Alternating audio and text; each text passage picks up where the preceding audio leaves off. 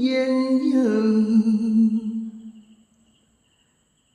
ข้ามคืน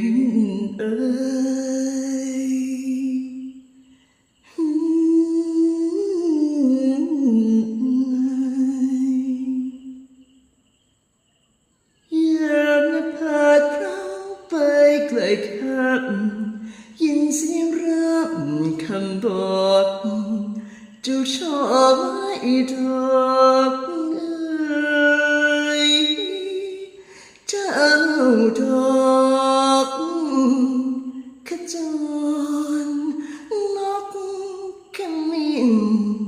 เหลืองอ่อนค่ำแล้วจะนอน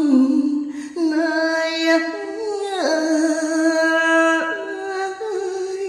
เล่านก